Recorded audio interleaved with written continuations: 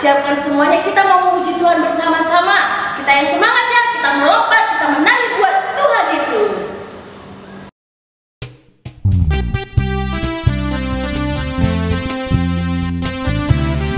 Siap-siap semua ya. Yuk sama-sama katakan. Dalamnya hatiku jadikanlah selalu bersinar terus. Ya Yesus berikanlah padaku sukacita. Sekali lagi katakan dalamnya. Dalamnya hatiku jadikanlah selalu bersinar terus. Ya Yesus berikanlah padaku sukacita, oh sukacita. Sama-sama katakan haleluya. Haleluya, haleluya, haleluya. Nyanyilah haleluya, haleluya, haleluya. Kita nyanyikan dalamnya. Dalamnya hatiku selalu bersinar terus. Ya Yesus berikanlah padaku sukacita. Haleluya. Haleluya, haleluya, haleluya. Nyanyilah haleluya, haleluya, haleluya. Nyanyilah haleluya. Haleluya, haleluya, haleluya. Nyanyilah haleluya, haleluya, haleluya. Nyanyilah amin. Sekarang tiba waktunya kita mau menyembah Tuhan. Semuanya duduk yang manis, siapkan hatinya. Kita mau datang sungguh-sungguh buat Tuhan Yesus. Mari adik-adik, ya siapkan hati kita lebih dalam lagi untuk menyembah Tuhan. Berikan sikap yang terbaik untuk Tuhan dan berikan hati yang terbaik untuk Tuhan.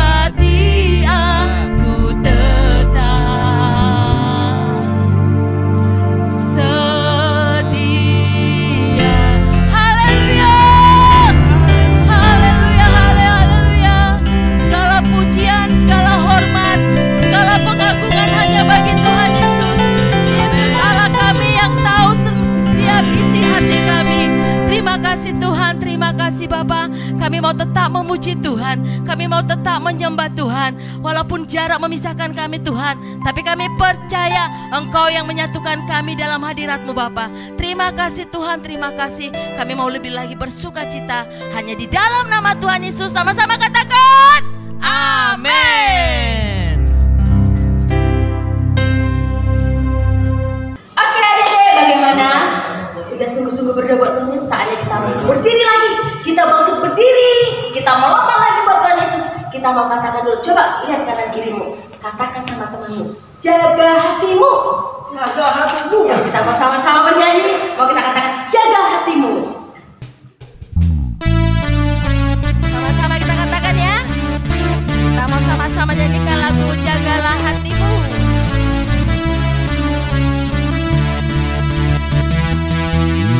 Jagalah hatimu terhadap dosa. Takutlah akan Tuhan senantiasa. Ayo sekali lagi. Jagalah hatimu terhadap dosa. Takutlah akan Tuhan senantiasa. Masa depan, masa depanku ada dan harapanku takkan hilang. Pegang tanganmu agar kau terus maju, maju, maju. Masa depan sungguh ada dan harapanmu takkan hilang. Biar hidupmu buat Yesus. Sekali lagi ya, katakan jaga hati. Jagalah hatimu terhadap dosa. Takutlah akan Tuhan senantiasa. Jagalah hatimu terhadap dosa. Takutlah akan Tuhan senantiasa. Masa depan, masa depan ada dan harapanku takkan hilang. Dia pegang tanganmu agar kau terus maju, maju, maju. Masa depan ada dan harapanku takkan hilang. Biar hidupmu buat Yesus. Biar hidupku, biar hidupku buat Yesus. Biar hidupku, biar hidupku buat Yesus tersenyum.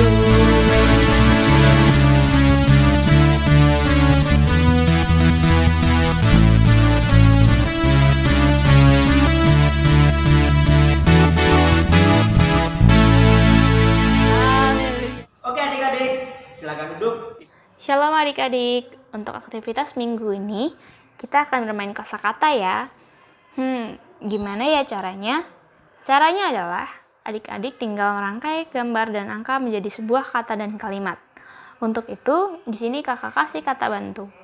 A untuk angka 1, I untuk angka 2, U untuk angka 3, E untuk angka 4, D untuk angka 5, G untuk angka 6, N untuk angka 7, P untuk angka 8, T untuk angka 9, dan Y untuk angka 0. Dan juga ada gambar berikut ini. Setelah ibadah, adik-adik jangan lupa merangkai angka dan gambar berikut ini ya. Setelah itu, jawabannya bisa adik-adik kirim ke Facebook Arrow Kids atau ke nomor WA di berikut ini. Bagi yang masih batita, balita, TKA, TKB, kelas 1, dan kelas 2, boleh dibantu mama papa ya.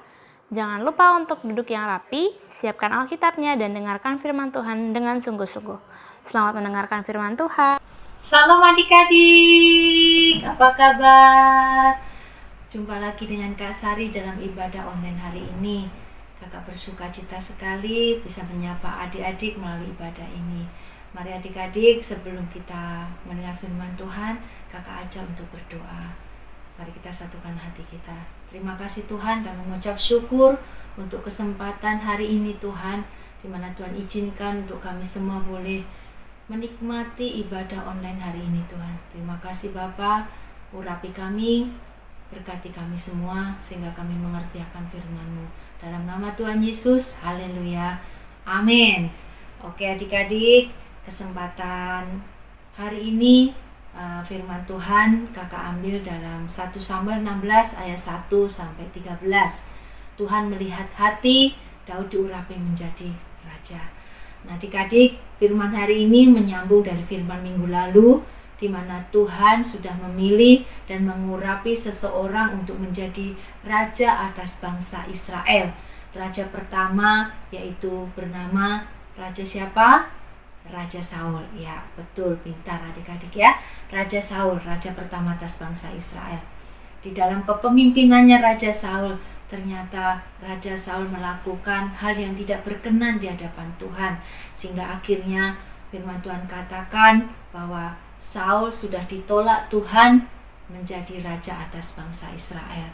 Sehingga akhirnya Tuhan memerintahkan Bapak Samuel untuk mencari pengganti seorang raja untuk menggantikan Raja Saul. Yaitu Bapak Samuel diperintahkan pergi ke sebuah kota. Kota itu bernama Bethlehem. Dan dia harus bertemu dengan satu keluarga, yaitu keluarga Bapak Isai. Dan di situ ada salah satu anak Bapak Isai yang sudah dipilih Tuhan untuk diurapi menjadi raja, pengganti Raja Saul. Nah adik-adik, dalam ketakutannya, karena Nabi Samuel takut ketika hal itu didengar oleh Raja Saul, pasti Raja Saul akan membunuhnya. Sehingga Tuhan perintahkan kepada Nabi Samuel untuk membawa seekor lembu yang muda untuk dipersembahkan dalam upacara persembahan korban buat Tuhan. Dan di situ Tuhan perintahkan kepada Bapak Samuel agar mengundang Bapak Isai beserta anak-anaknya laki-laki untuk datang dalam upacara persembahan tersebut. Dan akhirnya pergilah Bapak Samuel ke kota itu, yaitu kota mana? Bethlehem. Dan disampailah dia di kota itu, dia bertemu dengan para tua-tua di kota itu, para pemimpin atau orang-orang yang dihormati di kota itu. Dan dia menyampaikan apa yang menjadi tujuannya ke kota itu, yaitu akan memberikan korban persembahan buat Tuhan. Dan di situ Bapak Samuel mengundang Bapak Isai beserta anak-anaknya laki-laki dalam upacara persembahan tersebut. Tibalah akhirnya adik-adik dalam upacara tersebut, tetapi sebelumnya Bapak Samuel memerintahkan kepada semua orang yang diundang untuk menyucikan diri, supaya dalam upacara tersebut semuanya kudus di hadapan Tuhan. Nah adik-adik, saat upacara atau saat persembahan korban itu akan dilakukan, Bapak Samuel mengundang Bapak Isai beserta anak-anaknya untuk datang di hadapan Bapak Samuel. Satu persatu anak-anak itu dipanggilnya, dan ketika anak pertama dipanggil, yaitu untuk datang di hadapan Bapak Samuel merasa sesuatu yang luar biasa, karena dilihatlah anak-anak Bapak Isai ini anak-anak yang tinggi dan gagah, sehingga Bapak Samuel melihat bahwa merasa cocok bahwa anak ini menjadi raja. Tetapi ternyata apa yang menurut Bapak Samuel bahwa itu cocok, tetapi ternyata di dalam ayat yang ke-7 firman Tuhan katakan bahwa tetapi berfirmanlah Tuhan kepada Samuel, janganlah pandang parasnya atau perawakan yang tinggi, sebab aku telah menolaknya. Bukan yang dilihat manusia yang dilihat Allah. Manusia melihat apa yang di depan mata, tetapi Tuhan melihat hati.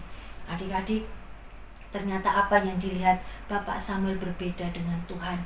Tuhan melihat hati, bukan melihat fisiknya. Sehingga Bapak Samuel hampir tertipu dengan perawakan anak Bapak Isai ini. Dan akhirnya anak pertama lalu dari hadapan Bapak Samuel.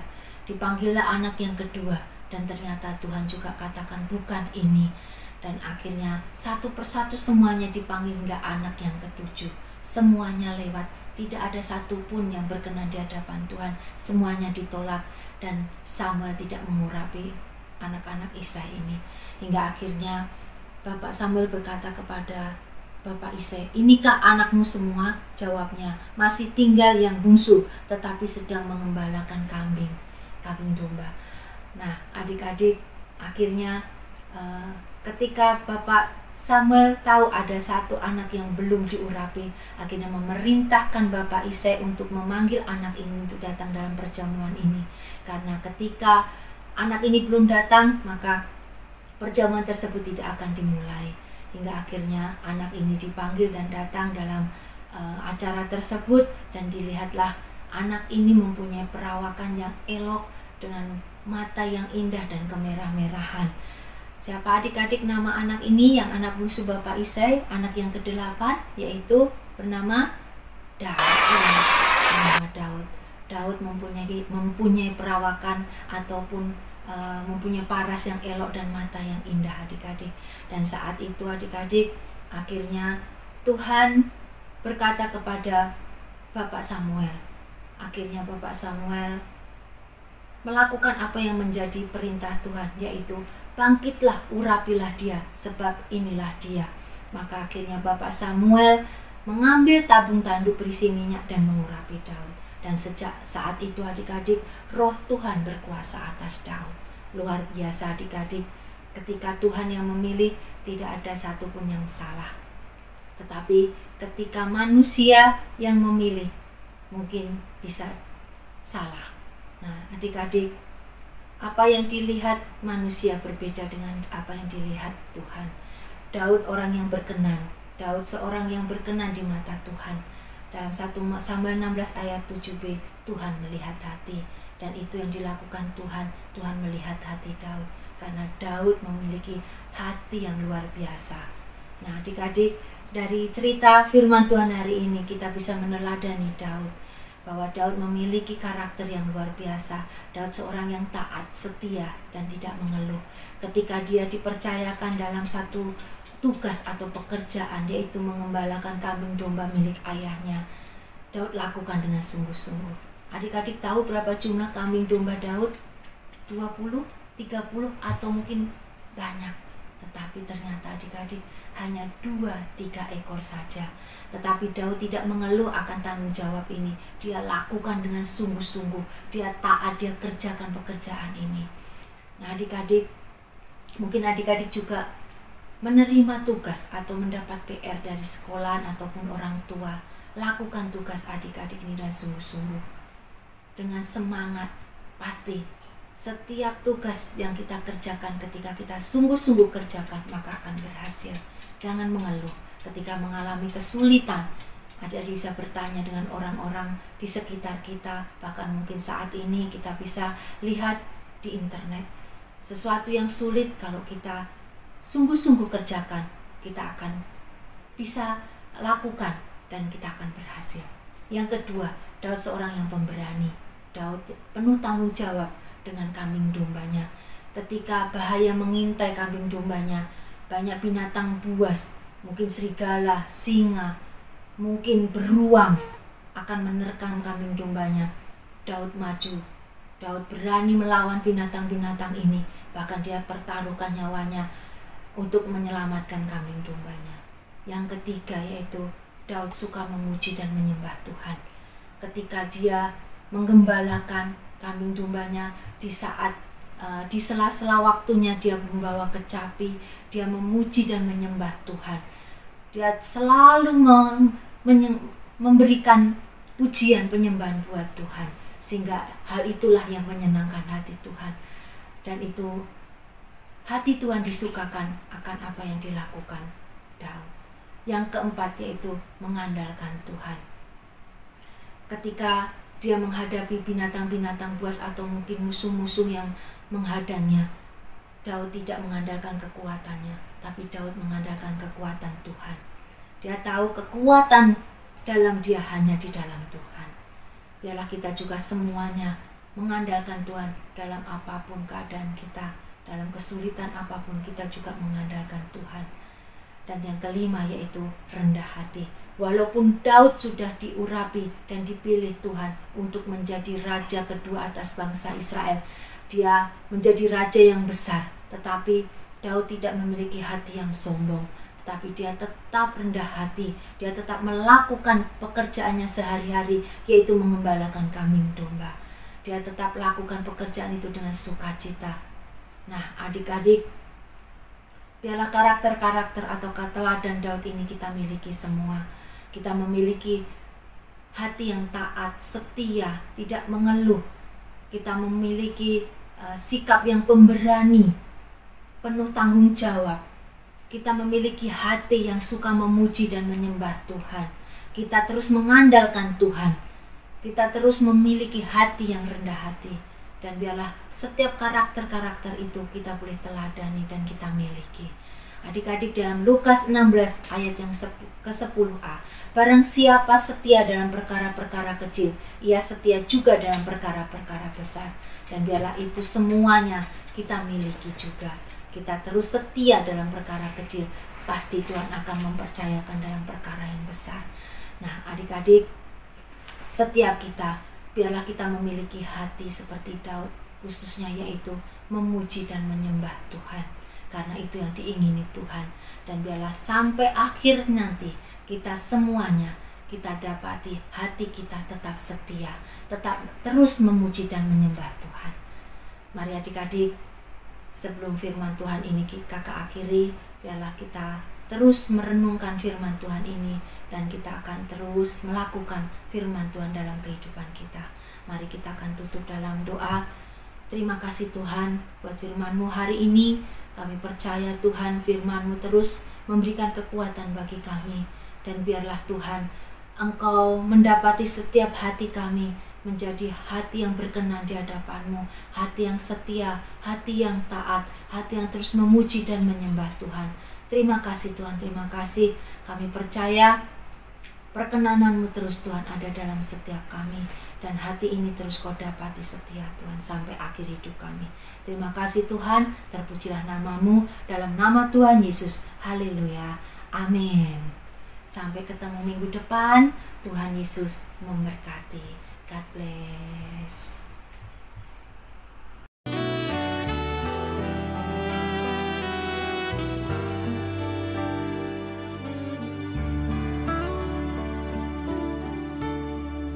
Shalom adik-adik, gimana firmannya tadi? Menarik kan? Puji Tuhan. Nah, sekarang saatnya ayat hafalan. Ayat hafalan minggu ini diambil dari 1 Samuel 16 ayat 7b. Manusia melihat apa yang di depan mata, tetapi Tuhan melihat hati. Sekali lagi ya. 1 Samuel 16 ayat 7b. Manusia melihat apa yang di depan mata, tetapi Tuhan melihat hati. Shalom teman-teman. Sebelum kita mendengarkan firman, yuk kita mau baca pengertian dari Pentakosta ketiga. 1. Pentakosta ketiga adalah pencurahan Roh Kudus yang dahsyat di zaman now, melebihi yang terjadi di Azusa Street. 2. Pentakosta ketiga akan mengakibatkan penuaian jiwa yang terbesar dan yang terakhir sebelum Tuhan Yesus datang kembali. 3. Pentakosta ketiga akan membangkitkan generasi Yeremia, yaitu anak-anak muda yang dipenuhi Roh Kudus, cinta mati-matian kepada Tuhan Yesus, tidak kompromi terhadap dosa, dan akan bergerak untuk memenangkan jiwa. 4. Pentakosta ketiga lahir di Indonesia dan bergerak ke bangsa-bangsa. Gerakan ini dari timur ke barat dan akan kembali ke Yerusalem. 5. Pentakosta ketiga akan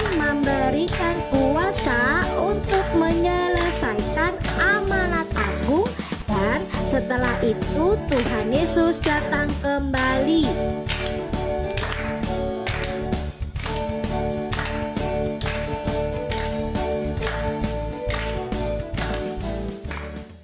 Shalom adik-adik, saatnya kakak akan membagi pengumuman.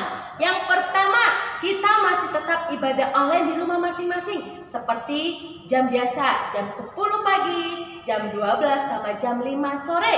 Yang kedua, pengumuman pemenang yang memberikan aktivitas minggu lalu adalah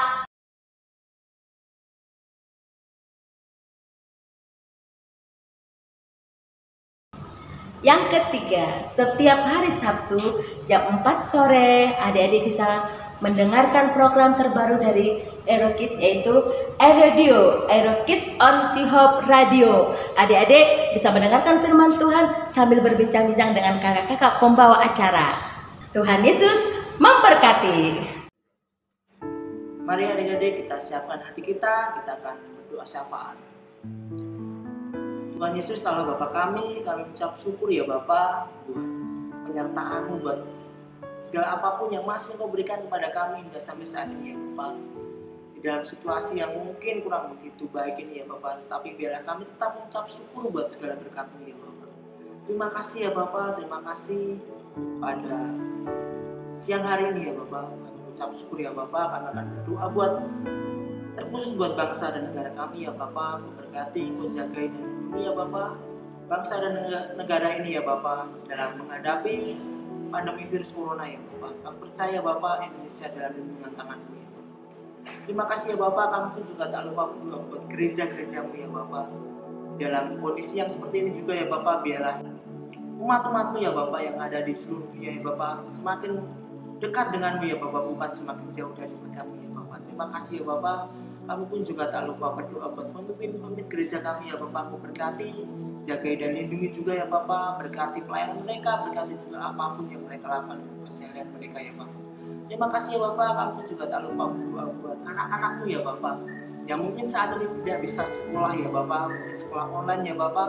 Kau berkati ya Bapak, biarlah mereka juga tetap bisa semangat dan mereka juga belajar ya Bapak. Terima kasih ya Bapak. Adik-adik, sebelum kita mengakhiri ibadah pada siang hari ini, mari kita siapkan hati kita akan menerima berkat Tuhan dari KAI. Shalom adik dikasih Tuhan, sungguh luar biasa firman Tuhan yang didengarkan tentu menguatkan kalian semua.